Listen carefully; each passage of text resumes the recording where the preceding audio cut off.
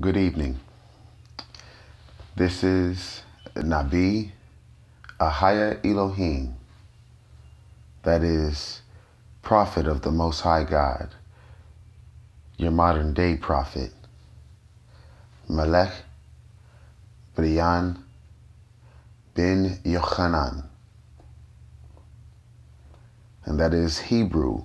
And for now on, I will most likely be presenting myself in this manner for all of my videos. I will be doing my best to use my Hebrew pronunciation of my name, Melech Brian ben Yochanan. I'm sorry, Yochanan. I'm still getting used to it. This is the Sabbath day, close to the end of the Sabbath day. Here in Columbus, Ohio, we have about another 2 hours, actually about 1 hour and 50 minutes. It ends at 9:55. As you see, the time says 20:04. That's 8:04 for those who don't read military.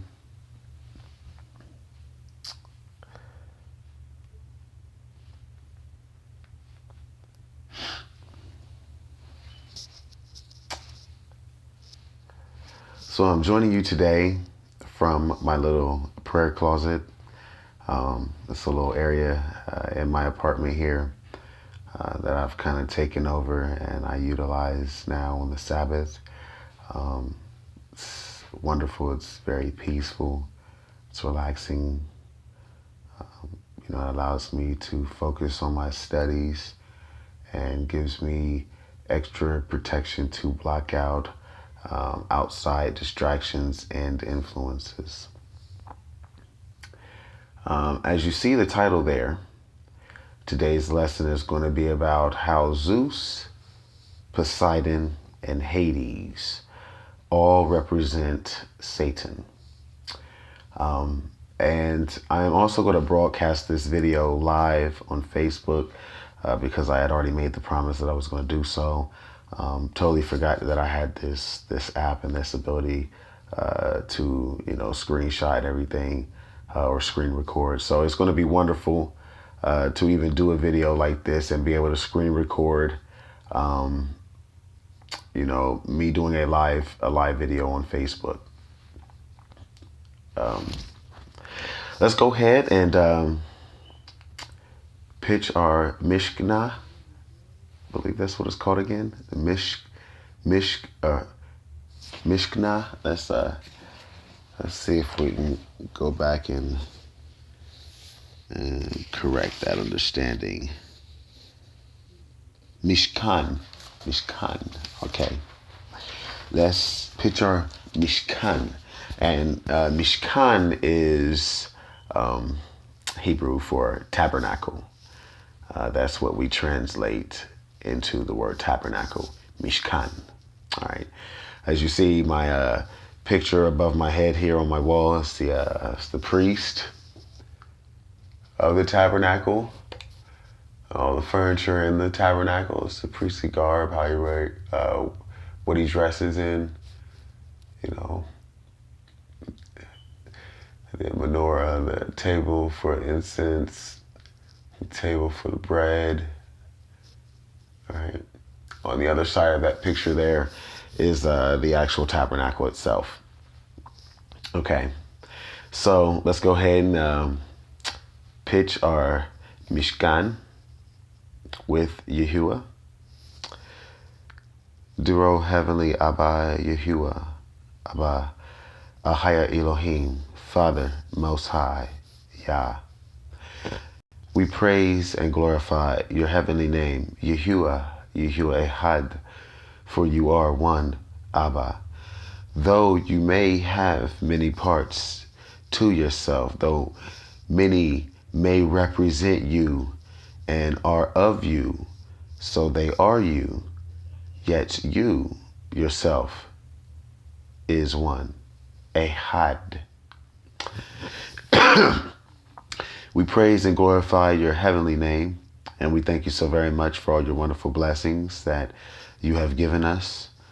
We thank you for this wonderful Sabbath day, this wonderful day of rest. Even myself, much thanks to your graces and your glory, was even able to take a nap today, and something I don't do on a normal or regular basis. And it was really, really, really wonderful. It was really glorifying, and I greatly praise and raise the highest praise to your name, Yahuwah, Yahuwah Elohim, Yahuwah Ehad, Ahaya Elohim, for all your wonderful blessings and the blessing of that rest. And I pray that this lesson today will be eye-opening. I pray that it will be ear-catching. I pray that it will be mind-tingling.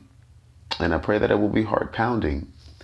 That it will touch all who really choose to listen and watch this video and get a good scope and perspective of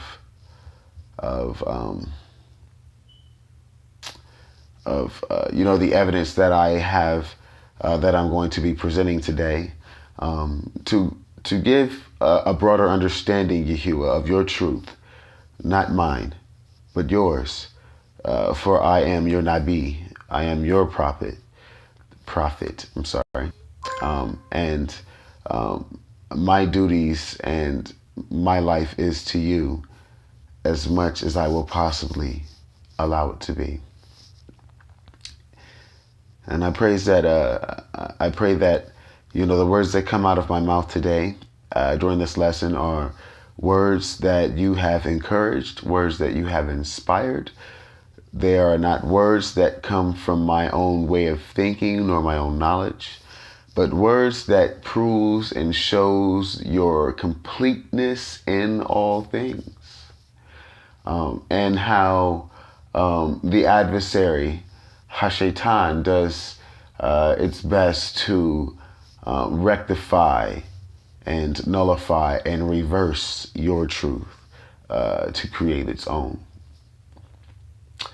And I do want to use the term "it's" for all the people today, instead of "he," instead of giving evil and the adversary itself any gender. Let's just keep it in the sense that it is a force. But you, O heavenly Abba Elohim, for you have told us that you are our Father, and so we shall call you our Father Yahuwah. And you want us to call you by your name, for you want us to know that you are there with us and that you are with us on our level, yet you are above our level. That you come down to us and you see us eye to eye, though you see way past even the tallest man's head. That you know things that we can only pray to know. Not even hope, wish, and dream, but only pray to know. And hope, wish, and dream that you will grant us the answers. And I pray that some of those answers will be provided today by your Nabi in this lesson. We thank you, O Heavenly Father. As we close this prayer, we praise and glorify your heavenly name as it is truly pronounced. Hallelujah. Hallelujah. For you are Yah, Yahuwah, Ehad Elohim, the one true God. Amen. Okay.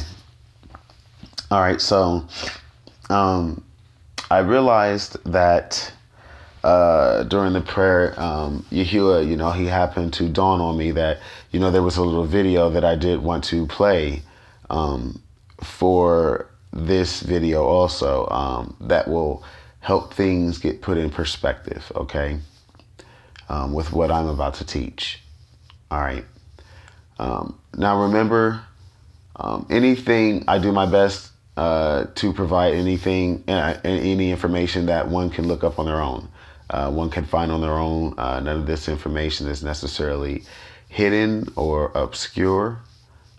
It's easily found, not to mention the fact that we live in the information age. So anything necessarily that one wants to know, except for those things that those who wish us not to know will keep from us, or will delete, or will continue to do their best to hide, we can easily find out simply by hitting up Google, Bing, Yahoo, AOL.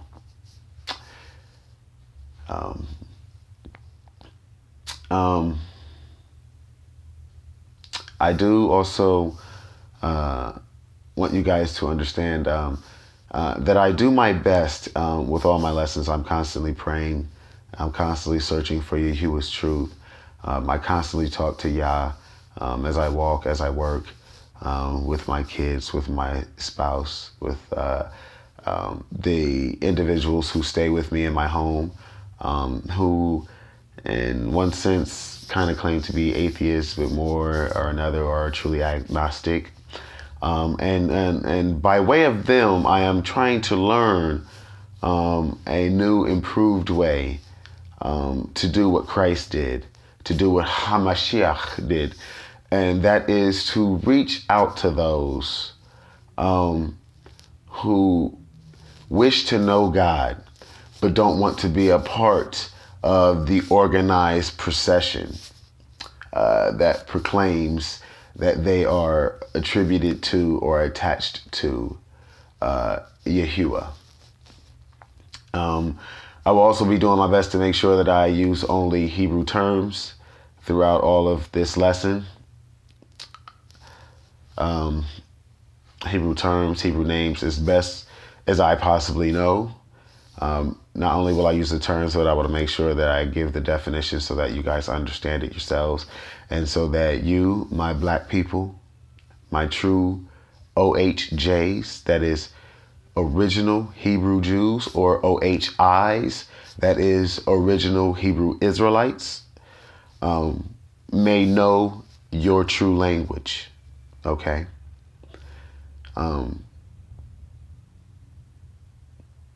And just to make a side note real quick about language, all languages in this world read from right to left except America. America is the only language that speaks backwards. Hashaitan, its main goal is to reverse all that Yahuwah has put in place. So anything that is put backwards, it is the working of the adversary. Okay? Backlashing, when they play records backwards, that itself is simple proof. Let that be alone. Let that alone be proof. So I don't get too far drawn off into this, and I can get into this lesson. All right, let's jump into this lesson here. We are followers of the way, of the truth, of the life. You see that? Followers of the way of life. The Lion of Judah. I want to start you guys out with this video. All right.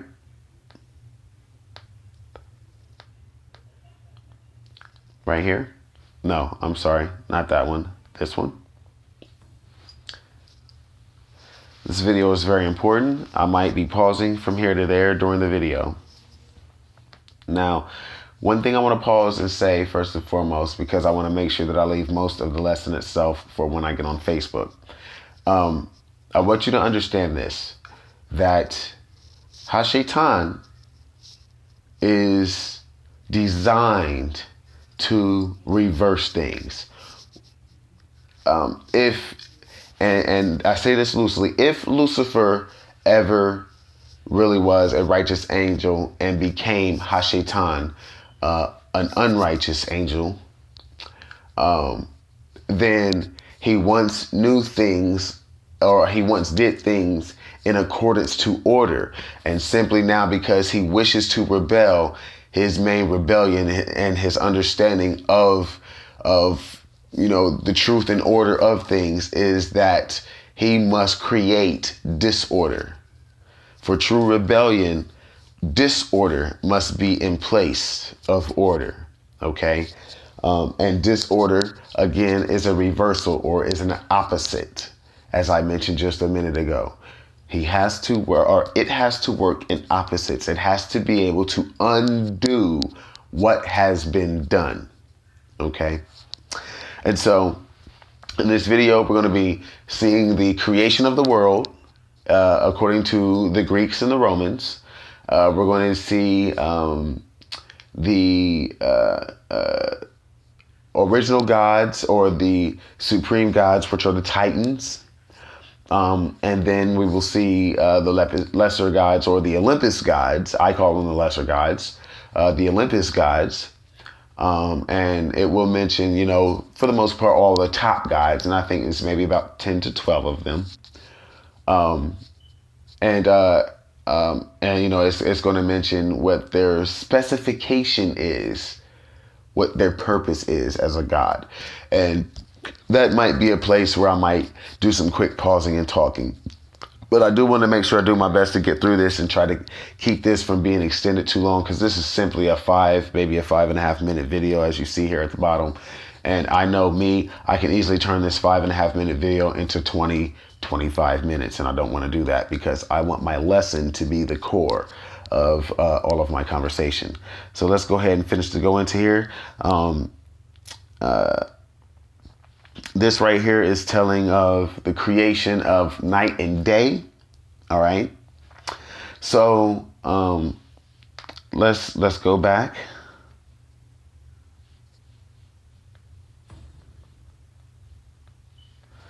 All right. It says, first there was chaos, the vast immeasurable abyss, outrageous as a sea, dark, wasteful, and wild. And this is from John Milton. All right, this is a description as far as the Greeks are concerned for the creation of the world. Now, the really interesting thing is that when we go into this creation, if you hadn't already noticed, they're going to show the Big Bang. Okay. And what's really funny is that they say, well, you know what? Let's go ahead and get there.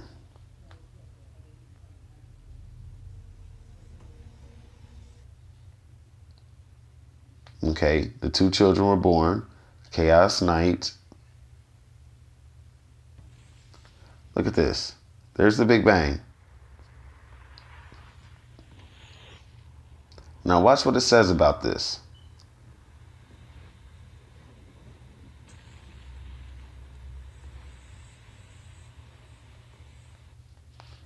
It says, love created light and its friend day.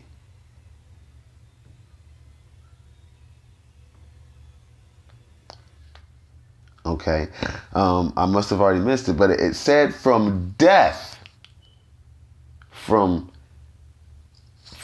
hate and death, or something like that, from darkness. That's what it was. From darkness and death came love and light. It's weird and interesting, and I don't want to go too deep into that, but what I do want to happen to point out is, their concept of the beginning. And, everybody has their own concept of the beginning.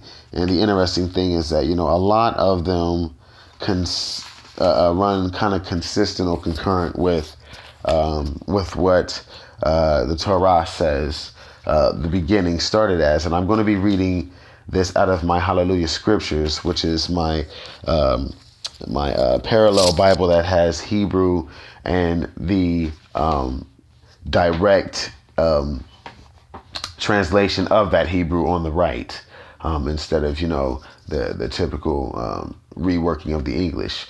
But it says, in the beginning Elohim created Shamayim and the earth. Elohim being Yah or God, and Shamayim being heaven. And the earth came to be formless and empty, and darkness was on the face of the deep. And the Ruach of Elohim was moving on the face of the waters. And it is real interesting how in the beginning here, there it is. It says, from darkness and death, love was born. Wow. It's a weird concept. But anyway, it's real interesting how it says right here that the vast and immeasurable abyss was outrageous as a sea.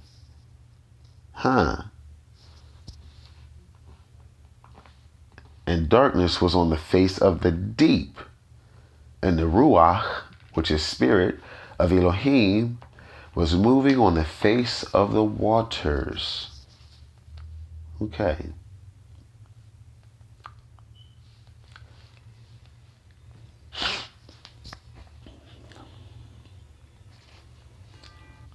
So it says the first two creatures with appearance of life were Mother Earth and Father Heaven.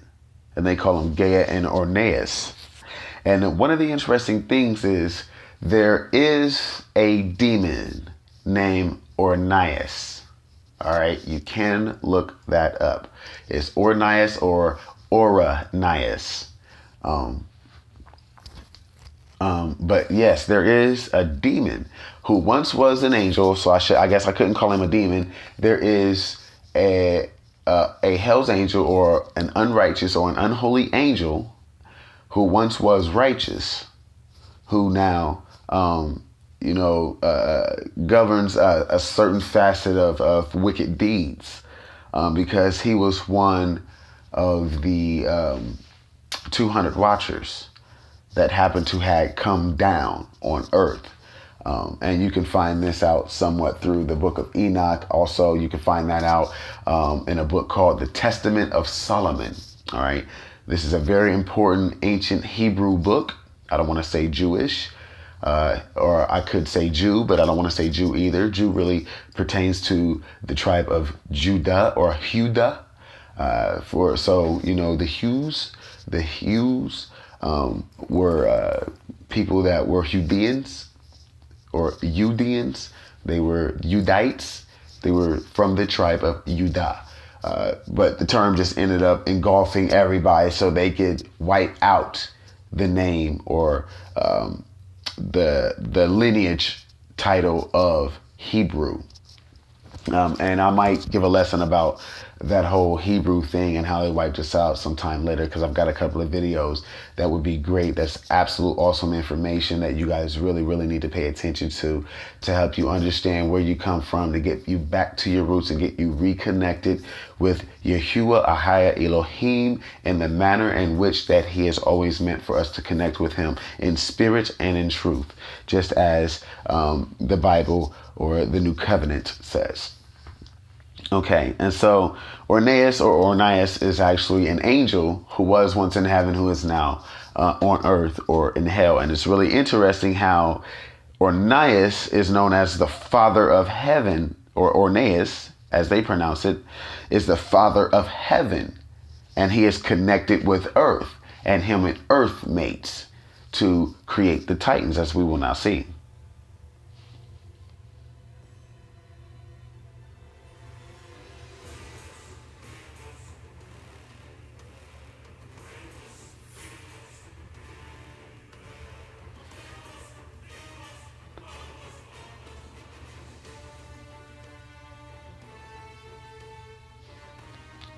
Now think about this. It makes perfect sense for heaven and earth if they are to mate to create Titans. Okay.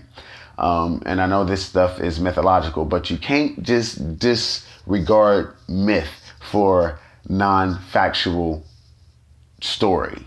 Okay. You can't just disregard myth as non-factual truth.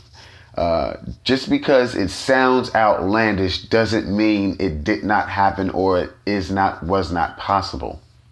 Okay, so in regards to the Titans, you got to think, if earth is the mother and heaven is the father, there is incredible space in between the surface of the earth and the base of the sky or the heavens, Shamayim. Okay, so if you're thinking in that term, anything in between that space has the opportunity and the span to grow, hence Titans. Now you will also notice in this video here that the Titans are nearly more or less represented as all the elements, which also makes sense. If heaven and earth are to create offspring, their first offspring should be in reference to elemental connections that they are able to produce or reproduce. That being earth itself, that being air itself, which would be heaven, And then there is lightning, there is water, there is foliage, which could be, also considered with earth, but, might be separate from earth because it has its own life form and force. And so, that concept of the Titans being these, elemental beings, it makes perfect sense if you are able and willing to expand your mind to a broader scope of understanding. This is one of the reasons why Yahuwah says that my thoughts are higher than your thoughts and my ways are higher than your ways. And this is another reason why he says that to the foolish, wisdom is but foolishness. And that's because things that sound outlandish are going to be outlandish to those who are unwilling to open their minds to them. Yahushua once told, I believe it was Nicodemus, when he was telling him about heaven and earth and being reborn by the water and spirit, he was like, well, if I tell you about these earthly things and you don't understand them, how are you going to understand if I tell you about heavenly things? Does that make sense? That's why the Bible is, in the acronym form, basic instructions before leaving earth. We are not meant to be here. Us Hebrews, we are not meant to be here because we didn't come from here. We were regenerated here. We were regenerated by using the dust of the earth. We are beings from another space and time. We are beings from outside of space and time because we are beings that are connected, created, and connected directly with the creator and connection of all things, the source of all things. And that is Ha'ava Yahuwah Ahaya Elohim. Okay? And so you have to understand these things and you have to be willing to open your mind to these broader scopes of things so you can have a better understanding of different possibilities and opportunities. Okay? And so speaking in the sense that we are different beings, we have to understand that this is the reason why Yahushua was always speaking so much about heaven and I'm not from this world. And if my people were from this world, if my followers were truly not from, if my kingdom was from this world, if my kingdom itself were from this world, then my followers who are here in this world would not let me go up to be handed over for persecution or execution. But his reign is outside of this space and time, and his true followers will also live with him outside of this space and time. Okay? And that's what he means when he says spirit and truth. And this is the understanding behind that. And you know that Yahushua always spoke in parables, and he spoke in manners of ways to where you have to look for a root underlying meaning.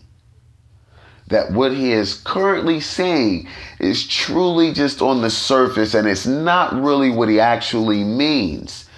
But it can still convey enough of what he means. So that way he doesn't give away everything. It's no different than what these gurus out here talk about. They've got the secret to this, the secret to that, and they want to give you all these little tidbits about what you can do. You can do this, you can do that, you can do this, you can do that. And those little tidbits are really just surface, surface points of the underlying meaning and truth and understanding of the overall scope of what you need to know and what you need to learn or whatever it is that you're trying to get from them. Christ being that first type of guru with that first type of teaching, these people are truly mimicking his actions by way of using parables and saying, well, I've got the secret to this. Here's a little bit of this. Stay tuned or sign up for my webinar. Sign up for my seminar. This one's free, but pay $600, $900, $1,200, $1,500 for the next one. But Yahushua never charges you for his next one. That's why they say that the gift of grace is free. But yet man found a way to monetize that by selling the lesson book to get the grace. Anyway, I've gone off track, so let's finish this.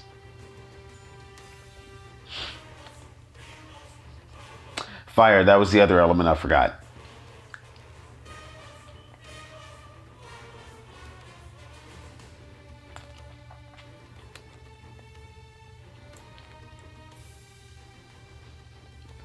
I would say that's Mother Nature.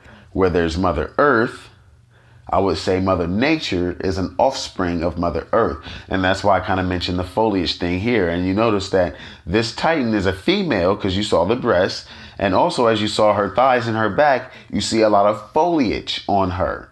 Okay, so either, you know, she's a Titan or goddess of foliage, or she is Mother Nature.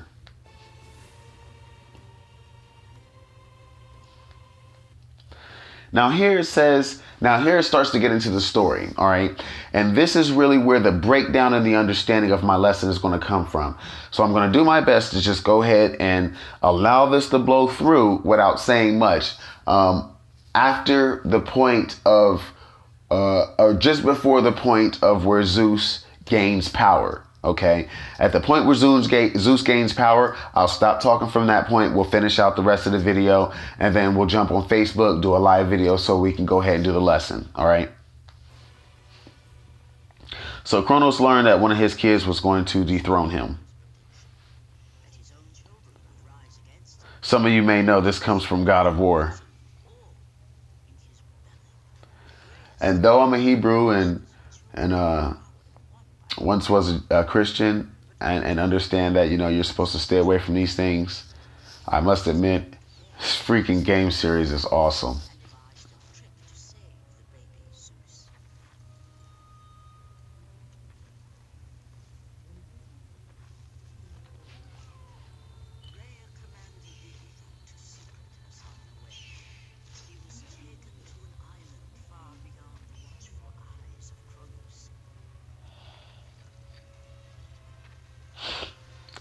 All right. Now, here's the last thing that I want to say. And this is really interesting. To me, being able to see the story instead of just hear or read it. All right. So this is Rhea, who is also a Titan, though she is the size of a human. That first, I would like to say, is very interesting. And I don't want to go too far into that. But she is the mother of all gods, okay? Whereas Kronos is the father of all gods. The child that just got swooped away by the eagle, which, key point, was Rome's national bird during the time of Roman Empire, was also the idol that was set on top of the Temple of Solomon at one point in time when Rome, I believe, first had took over Judea or Judea. Is also, if you know us, I mean us by our country, it is our national animal. It is our national symbol. It is so big of a symbol that it is on our quarters, our dollars, as well as is nationally recognized as our nation's representative animal, the eagle. Okay, that is very interesting. Also, I mean, not only was the eagle Zeus's representative animal, and Rome's representative animal, which Zeus was Rome's representative god. Okay, follow this. Once the new Hebrew way of spirituality, or if you want to call it religion, was being created and was starting to infiltrate Europe and was being converted and called Christianity, Zeus had to have his temples either eradicated or converted. And he, as well as a sun god, that is a part of the Roman Greek mythology, were both intertwined into the creation of a new God for the Christian religion. Now, I know I might be, in a sense, insulting somebody or quite a few people in a way, but please, before you stop watching this video, before you stop listening to me, please pay attention to what I'm saying. Do your own research. Look it up yourself, all right? As much as you possibly can. Satisfy your own understanding. Don't just go blindly and say, I know everything I need to know. Please. Because Yahuwah tells us in our word that my people are destroyed for lack of knowledge. Now there's a lot of Hebrews, there's a lot of black people that believe that Christianity was brought to us by white folks. You know, it was created by white folks. But there are many of black Christian cultures that have never been infiltrated or influenced by the slave trade, which is what black people say is what influenced us here in America to accept Christ or Jesus or Christianity and all that still believe in Christianity. Now, unfortunately, they've adopted the worldly term Christianity, but I'm sure they didn't once call it that.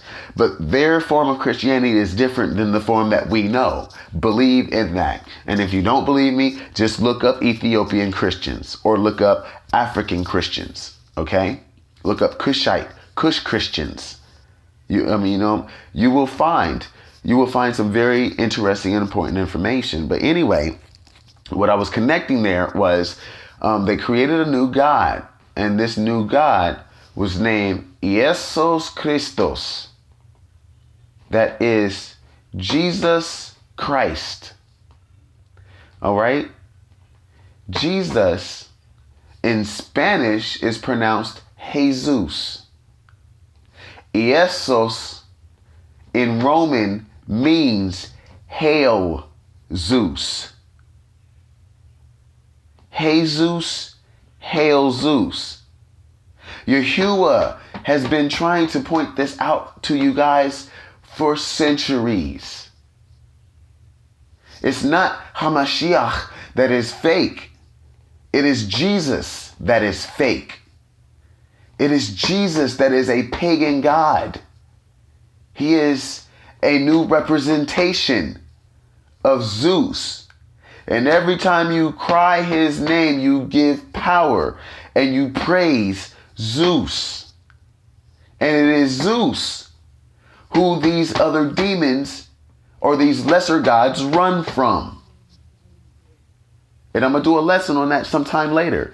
But I don't want to get too far tracked. I just want y'all to pay attention to that and connect that. Okay? And this is the other thing. You see, she just wrapped a rock and swaddled it like a baby.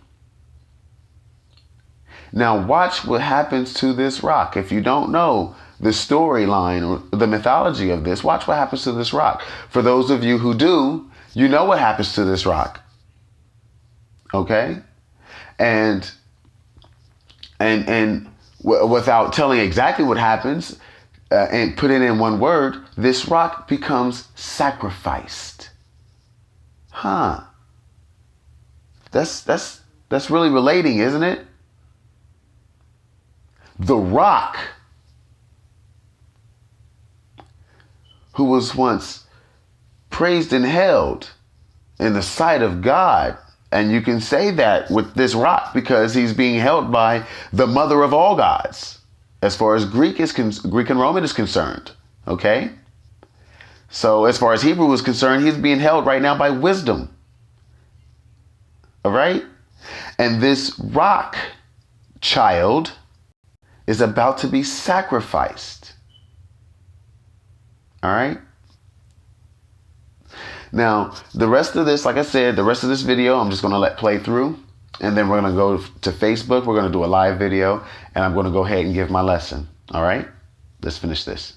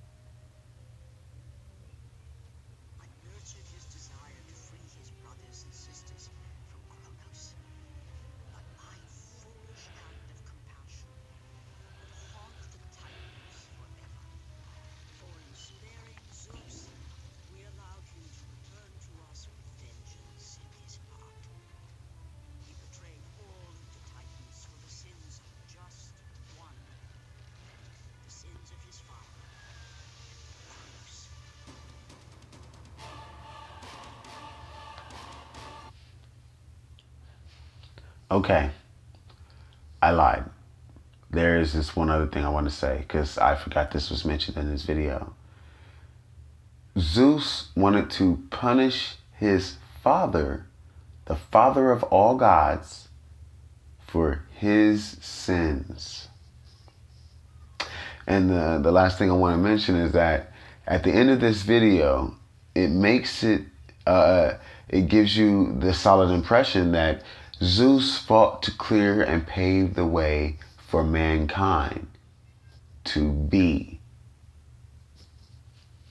So I want you to pay attention to that, especially keep that in the back of your mind, especially when I get into my lesson. Now let's finish this video.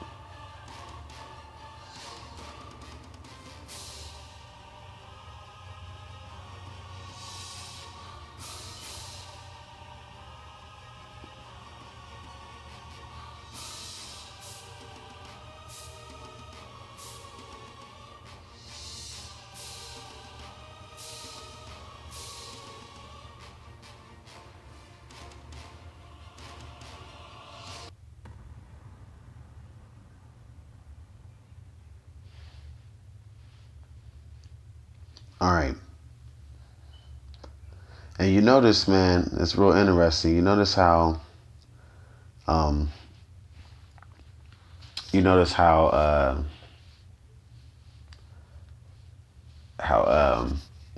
Prometheus was snatching the souls of those titans. It's real interesting, isn't it? What's also real interesting about that is that if you don't know the rest of that story of the mythology line, is that Zeus ends up betraying Prometheus because he feels that Prometheus betrayed him by giving man fire. And so if Zeus was paving the way for man to be, then why would he be so upset that man received such a simple technology as fire by one of his, let's just say, elite members, one of his oldest comrades? Why would he turn on him like that? That sounds very satanic. And as a matter of fact, that sounds very much like something that Hashatan did to a bunch of the Watchers when they chose to come down and take women. For it's an understanding, if you ever read the Book of Enoch, I mean, the idea was generated by a few of the top level Watchers, and then also including Hashatan. Not many people know much about the background of the Hebrew in reference to these angels. But the reason why I say I call Hashatan it at the moment instead of just he is because Hashatan is more than one being. As far as the Hebrew historical understanding goes, there were multiple, at least four, at the very least, four angels who pretty much had the power level and the arrogance to fit the bill of Hashatan. Okay, so what we're going to do now is we're going to go ahead and let me clear this. Boop.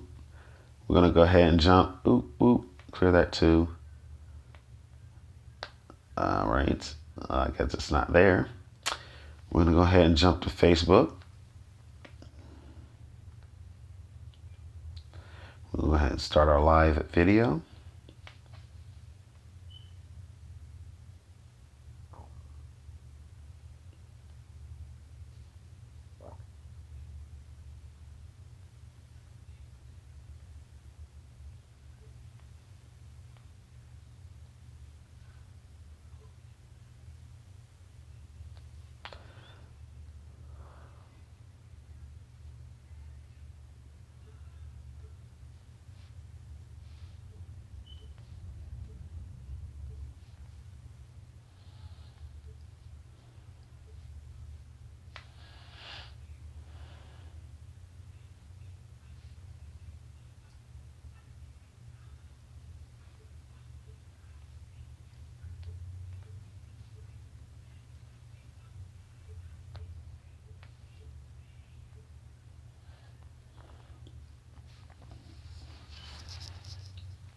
Hello, Facebook. This is Nabi Ahaya Elohim. That is prophet of the Most High God, the modern day prophet, Melech Brian bin Yochanan. And from now on, anytime I do any videos, I will be presenting myself with my Hebrew pronunciation of my name. And just to break that down for you guys, anyone who knows me knows that I call myself a king. And I have been for a very long time. Quite a few years ago, when people would start asking me where am I a king from, I would tell them that my lineage was from Ghana. And this was well before I knew that the country of Ghana became the land known as Negro land, first of all, for the slave trade, but also the land known as the Kingdom of Judah. And Judah was the royal tribe of Israel. So for all these years, without my knowing, but of course, Ahaya Elohim Yahuwah, the Most High God, Yahuwah, has always known that my lineage actually reaches back to Melech David, that is King David of Israel. I am from the tribe of Judah. And so, explaining my name, King Melech Brian. In Hebrew, all A's are pronounced with a short O sound, ah. Like for father, it's Abba. So, and all I's are pretty much pronounced like a long I or a long E. So, Brian. I know it kind of sounds female, but I don't care how some of y'all may feel. That's the Hebrew translation of my name, and I'm proud of it. Johnson. John and son is broken down into two in the Hebrew, and so son is Ben, and John is Yochanan, and that's how it would be pronounced in red. It would be pronounced as son of John instead of John's son. So I'm pronouncing my name as King Brian Johnson, or King Brian, son of John. And that is how I will pronounce my name from now on for all of my Shabbat messages, Sabbath messages. Melech Brian bin Yochanan. Shalom. Shalom to you all. This video is actually a lot longer than just here. I started it probably about 20 minutes ago through an app that allows me to record everything that is on my phone. And so this live is being recorded now. And so most likely when I go to post this video here, I won't post the live portion of it, whereas I will post the portion of it that came from the app. All right, today's lesson, as you see down at the bottom of the screen there, it says how Zeus, Poseidon, and Hades all represent Satan. All right. And I'm going to do this as quickly and as shortly as possible. After this video, after this live video, I'm going to probably go back to the way I was originally recording this video. So that way I can provide some biblical references. Since this app does record everything on my screen, I'll be able to pull up things on Bible Hub so I can associate them. Also, I do want to let you know it would be very good. Oh, you know what? I might post this this live video so that way people can know to at least go back and see the full video, because it would be very good to go back and see the full video. Prior to doing this live, I showed a video off of YouTube about the gods and the titans of Greek and Rome. And so, you know, it was like a precursor to give a baseline of understanding for those who don't really know much about Greek and Roman mythology.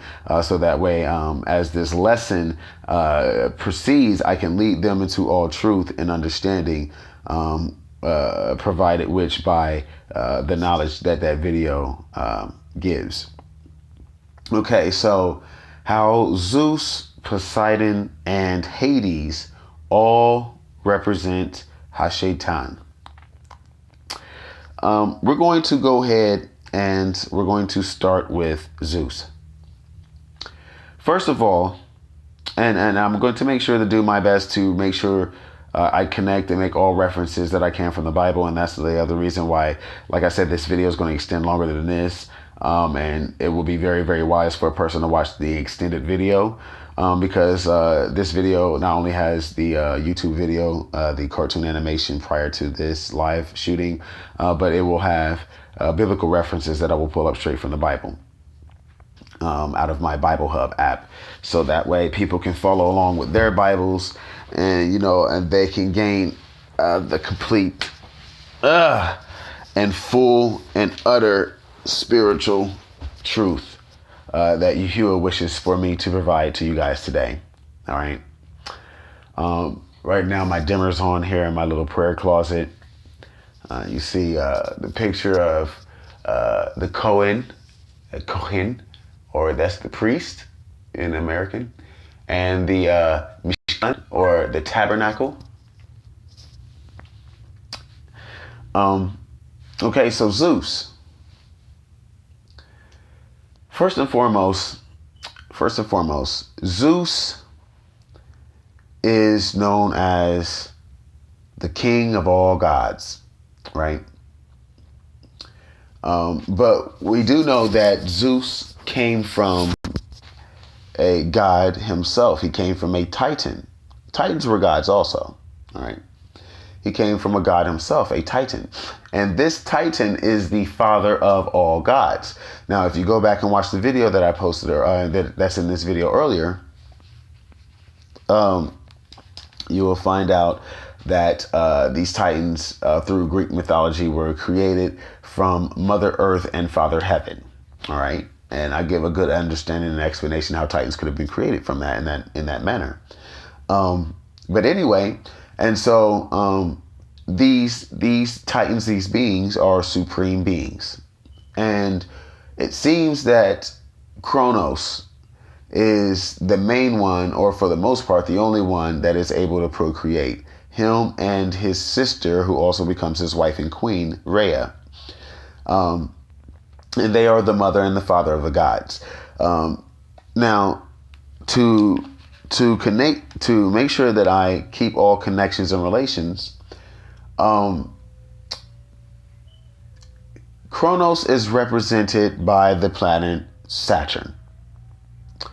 Saturn is represented in a day as Saturday.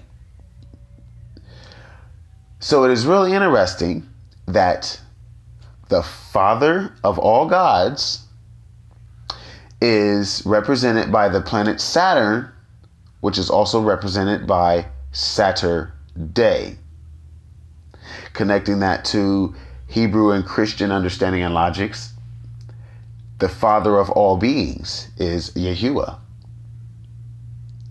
And his day is designated or consecrated as Sabbath, and that is Saturday. So that's an interesting correlation already, right? You've got the father of all gods, and his day in representation is Saturday, or day of representation is Saturday. That's already interesting. Rhea in the Hebrew would be more or less wisdom. The Hebrew did have a mother goddess, although she wasn't necessarily prayed to or worshipped, only Yahuwah was. She was acknowledged. There's nothing wrong with acknowledging. There's everything wrong with worshiping. And so from these two beings, from these two titans, came all the gods of Olympus. All right. The three chief gods are Zeus, Poseidon, and Hades. Interestingly enough, there are three chief gods. Why is that interesting?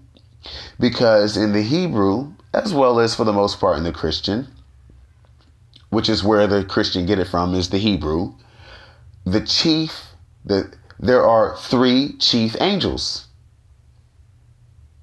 These three chief gods that are on Olympus all happen to be brothers.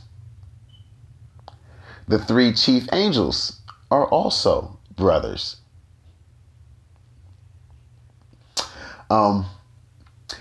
Here is where some of Hashaitan's deception and trickery of reversal works in. All right. First and foremost, there's the truth that the eldest brother of the three chief gods of Olympus, Hades, ended up being put in hell. It is also true that the eldest brother of the three chief angels, Lucifer, ended up being put in hell. Interesting. Again, isn't it? The god Zeus, who ended up being the king of all gods and taking over Olympus, is truly the baby of all gods. And that person would represent Gabriel in the Hebrew. But Zeus doesn't represent Gabriel. He represents Lucifer, or Satan, or Hashaitan. And so now we know that there is a supreme God, the first being, the main being, the father of all gods, and that is Kronos. We know that there are three chief gods on Olympus, and that's Zeus, Poseidon, and Hades.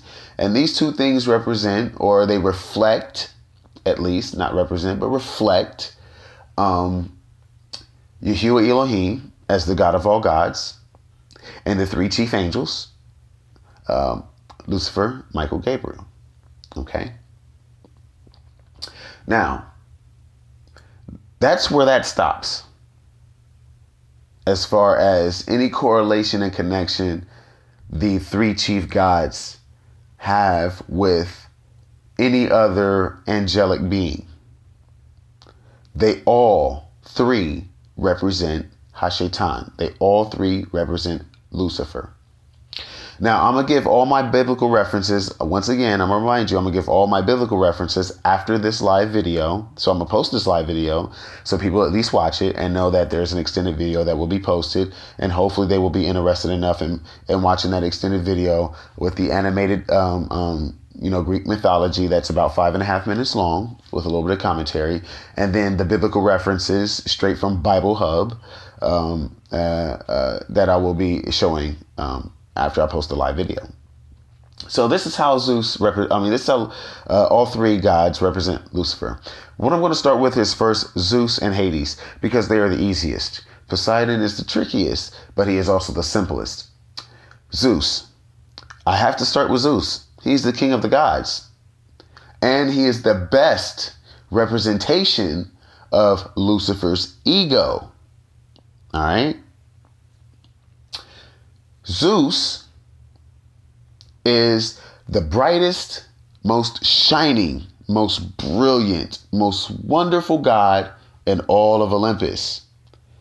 That is the position that Lucifer held as far as angels are concerned when he was still in the angelic ranks of Yahuwah in Shamayim.